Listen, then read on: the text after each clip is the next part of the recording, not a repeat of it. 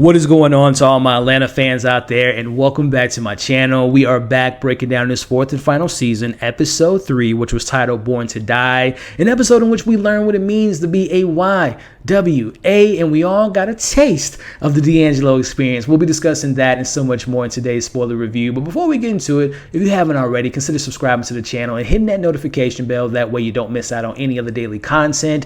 You can also give your boy a follow on Instagram, TikTok, and Twitter. All those links can be found in the description of this video. Which, speaking of this video, why don't you give it a thumbs up as well as share it? It means a lot to me and I appreciate the continued support. But more importantly, I make these reviews to interact with you all. So go ahead and do me a favor. Let me know your thoughts on this third episode, from your pros, your cons, favorite moments, funniest moments, moments that didn't work for you all. But more importantly, let's dive a little bit deeper in this episode. What were things that you did resonate with, the Easter eggs, the deeper meanings, and everything in between? Let's talk about it in the comments below. So before we get into the breakdown, I do have a shout out for every single one of you all that joined us live or watched the replay of our live discussion of episodes 1 and 2. Now I say we, it was myself, Brandon, Tyra, and Elle. We had such a good time, y'all. And again, I'm gonna leave that link to that stream in the description of this video. But I say all that to say this: unless my schedule changes, moving forward, every single Sunday, 12 p.m. Central Time, we'll be going live, diving deeper into each week's episode. Now, the plan is have new guests, have recurring guests, but more importantly,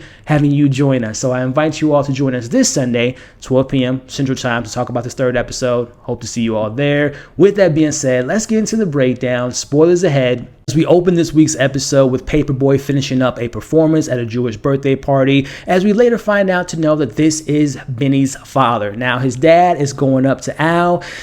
Pretty great offer. He's offering him $1 million to hang out with his son, take some selfies, teach him how to walk, how to talk, how to have some swag, how to have that hip hop culture.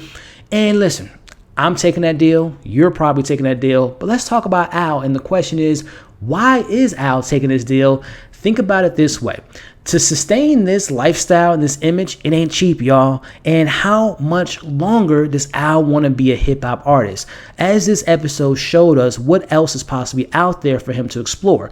Also, you'll notice a song playing in the background during the opening credits is Money Good by Meg Thee Stallion. And the question this episode poses us, and we're going to talk about this later, is our boy Paperboy money really good? We're going to talk about that a little bit later, but let's see what's going on with Earn at the beginning of this episode. He's at work.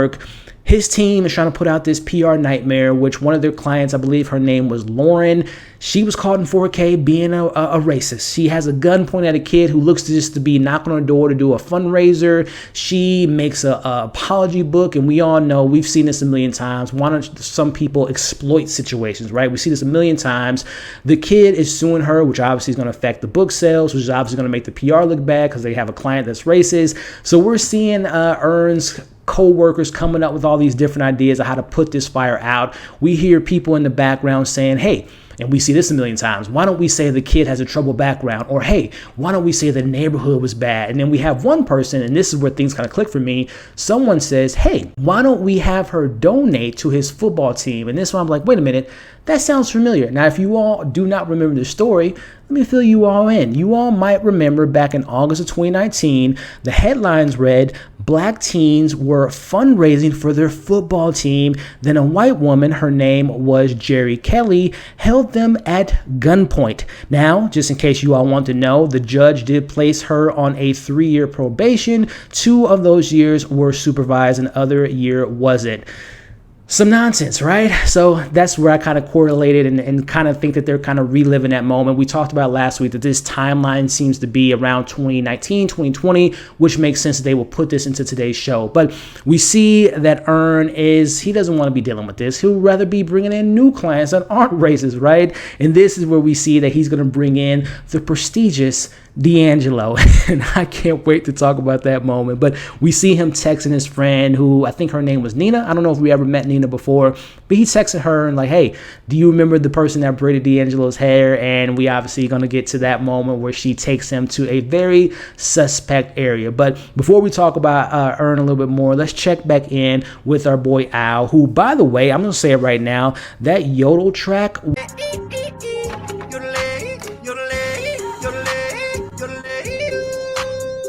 was fire.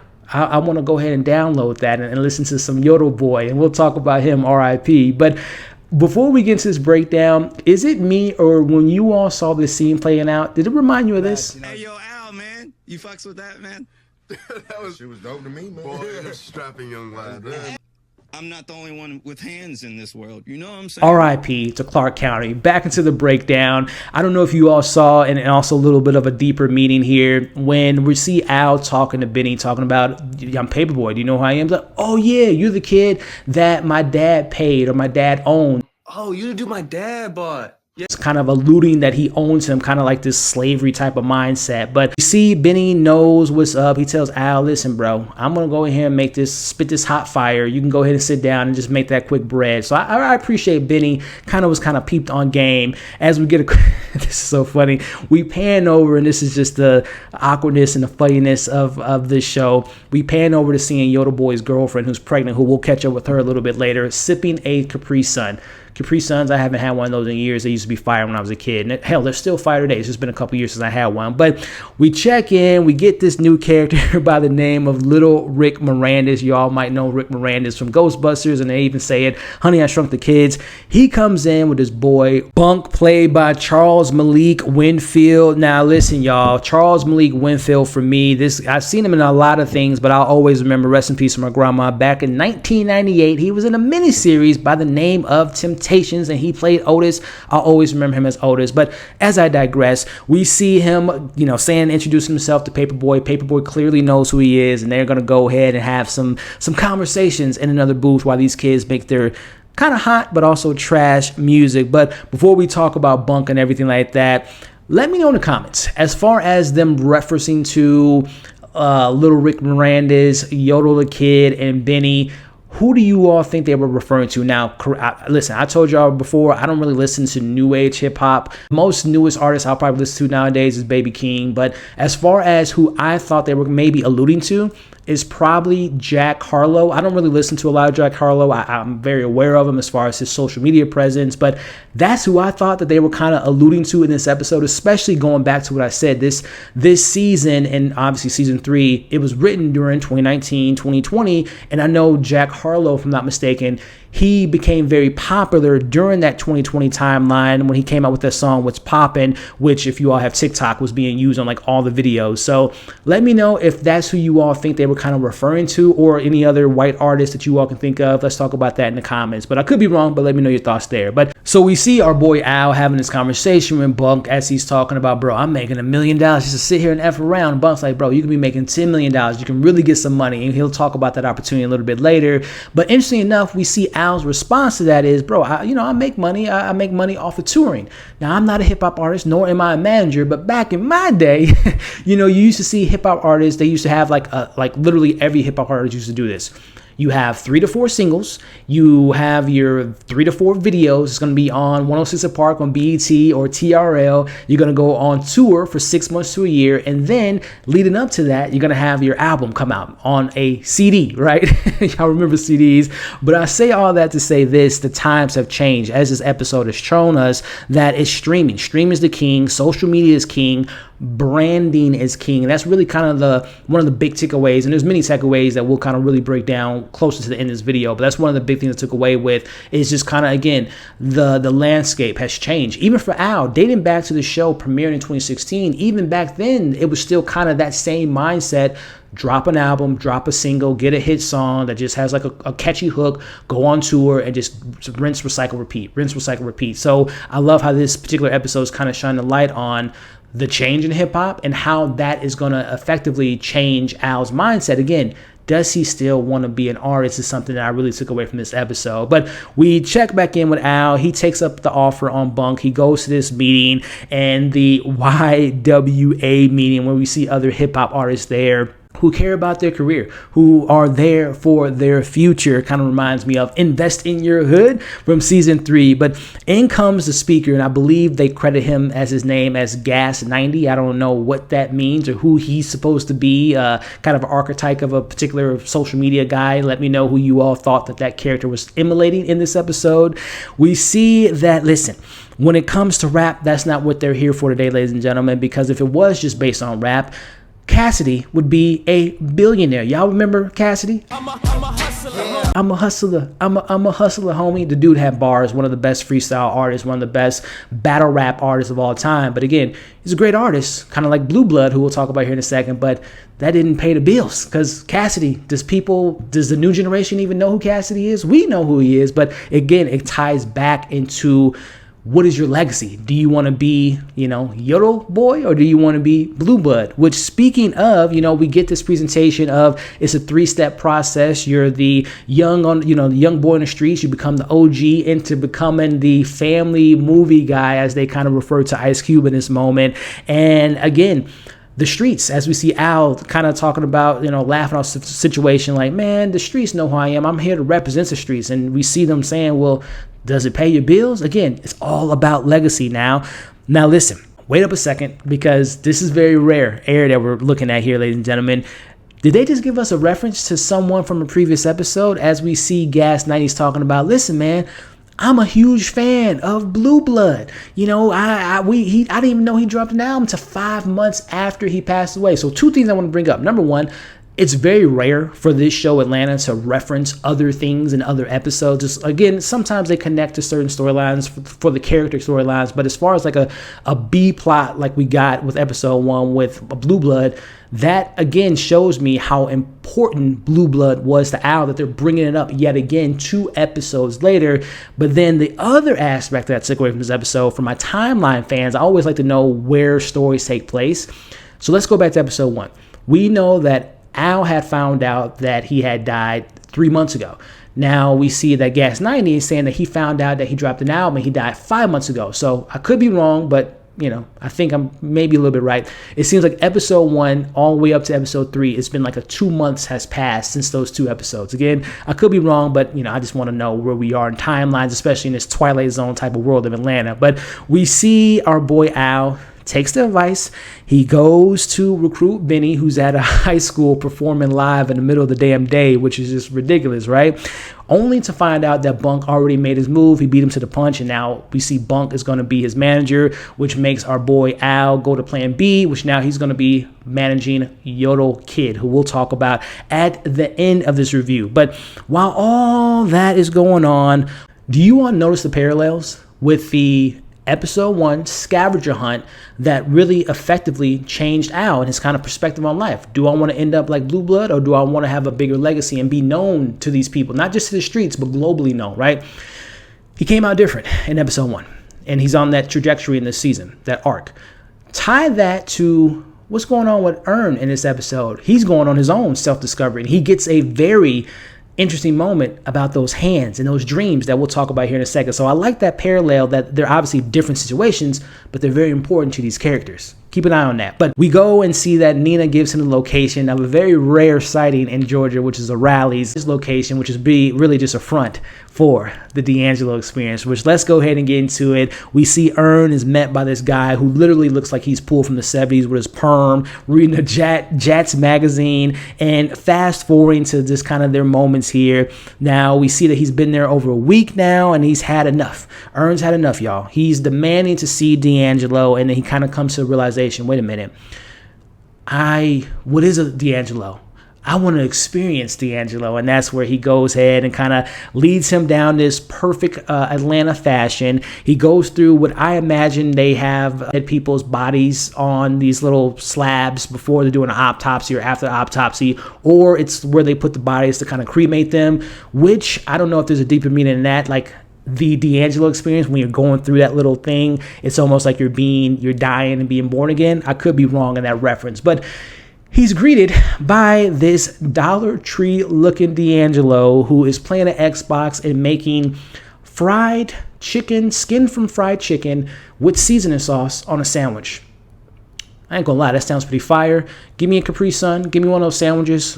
It's a good lunch there if you ask me. But what is a D'Angelo, right? It's a complex network filled with women and men spread across the countries, and Earn is now a protector, and he's given the spread of peanut butter on his head. Very funny moment there. If someone put peanut butter on my head like that, we moving some furniture at that moment, right? After you make me one of those, those sandwiches that we just talked about. Now, I'll be honest with you all.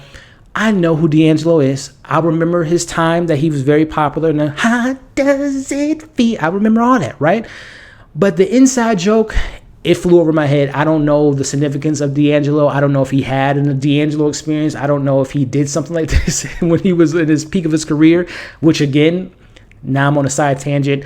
Thinking of how D'Angelo's career was, he was like a hot commodity during that time when that, Brown Sugar and all that stuff came out. But then today's society, do they know who D'Angelo is? Which goes back to me talking about Al. What does he want his legacy to be? But as I digress, let me know what you took away from this D'Angelo experience, the reference, the joke, the inside joke. Share it in the comments. But what I did find to be very interesting is what this fake Dollar Tree tells our boy Earn about his dreams. How the hell did he know about those dreams? As he brings up, he's been having these dreams, or as Earn's been saying, it's been these nightmares since he was 8 years old. What's the deal with the dreams? I'm going to play a couple clips for you all, and I'm going to see you all on the other side. I had a dream. Swimming in this pool, but it was like the ocean, and I swimming through seaweed, but it wasn't seaweed, it was hands. The hands grab you, they pull you down and drown you, so swim above them. You're cursed too.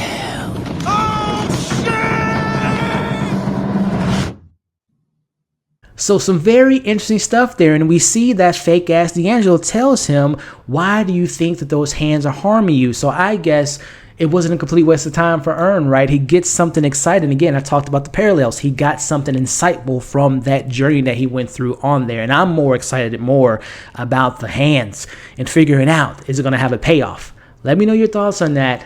I think they're going to have a very big payoff, and I can't wait to see what that is. But wrapping up this episode, we are now at the Grammys, which to my timeline fans out there, just keeping track. Grammys are traditionally during February, so I'm assuming we're in the month of February. So I don't know if next week's episode is going to be like a Black History's Month or whatnot. We'll see what comes of that. But that's where we're at right now. And by the way, the show has really good production, but the recreating what the Grammys look like before, like the pregame or the pre-show, it looked like a damn prom scene. But that might be just playing into the absurdity of what's going on here. But neither here nor there, our boy Al is saying what's up to Buck and S90, and he lets them know, hey, I'm managing Yodel Kid, who happens to be nominated for the Best Hip Hop Artist or Best Hip Hop Album of the Year. Unfortunately, minutes later, he finds out that same kid, Yodel Kid, R.I.P., he died of an OD, and he also wins the Grammy for the Best Hip Hop Artist or Best Hip Hop Album, Born to Die, which, wink, wink, nod, nod, is the title of this episode. A lot of artists, and unfortunately, since I've been a kid, young artists die all the time, but in particular, there's been a huge, boom of, young artists just dying left and right for, crazy, stupid, just senseless crimes recently. But again, I digress.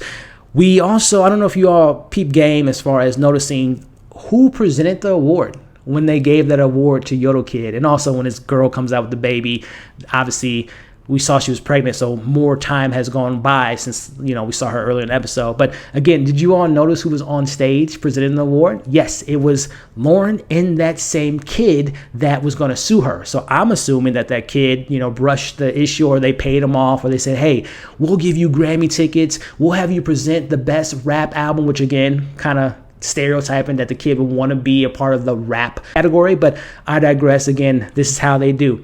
They sweep things on the rug and just throw you free things to kind of make things look better than what they are. And also for Lauren, it's like, hey, I'm on stage with the kid that's trying to sue me. Hey guys, I'm not racist. Again, just showing face. I love how the episode tied that back in there. But as we wrap up the episode, again, we hear Earn and Darius talking about the Grammys aren't for black people anymore. We see that Al doesn't have what it takes to be a manager, and he asks Earn a very important question. How does he do it? Very important line. He says that not about what feels good, but it's about surviving.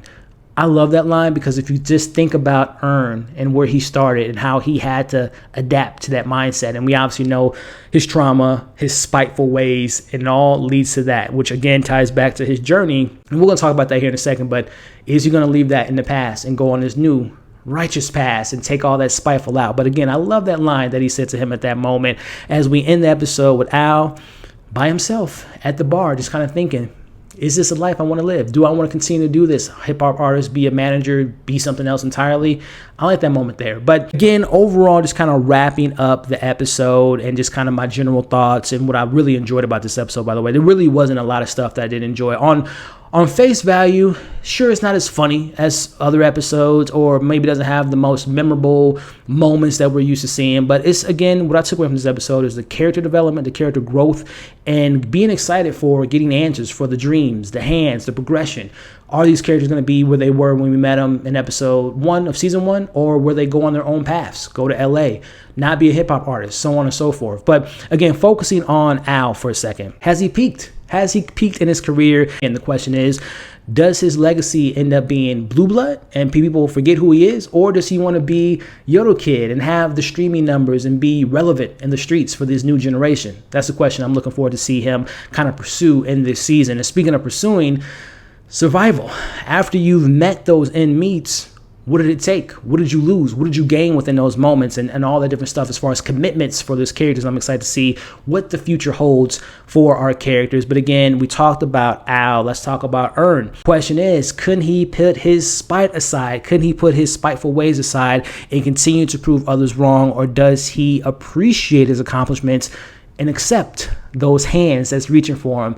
That's the stuff I took away. And as far as, we didn't get a lot of Darius. He was just in the end. And who knows, the way that they ended this episode, and since they're bringing things back from previous episodes as far as tying connective tissues, maybe next week's episode we'll see Darius go to that party that he's referring to, and also catch up with Van. What's going on with Van and her mental state and all that stuff. So I would expect, I haven't seen the trailer at this point. I don't know what episode 4 is about, but I would like to see them focus on like a Darius kind of Van episode, and maybe have Al and Earn like in the background. So we'll see what comes of it. That's my thoughts on this episode, guys. Again, I appreciate you watching this review. Again, a friendly reminder, we'll be going live on Sunday talking a little bit more about this episode in depth. I'm going to try to get some special guests, so keep an eye out for that. Let me know your thoughts in the comments, your pros, your cons, your deeper meanings, the things you liked, you didn't like. Let's talk about it in the comments below. If you're still here to this video, do me a favor. Let's do an experiment here. If you're still here watching this video, let's have some fun. Put YWA plus Grammys equals $. Put that in the comments if you're still here. Thank you again for watching this video. Hope you enjoyed it. Again, just a friendly reminder to like, share, comment, subscribe to the channel if you haven't already. You all are awesome. Hope you had a good time like I did. Hope you're staying safe. Click this button, come and join the community, check out my other reviews for Atlanta, check out my most recent review. I'll see you all this Sunday, and I'll see you on the next breakdown.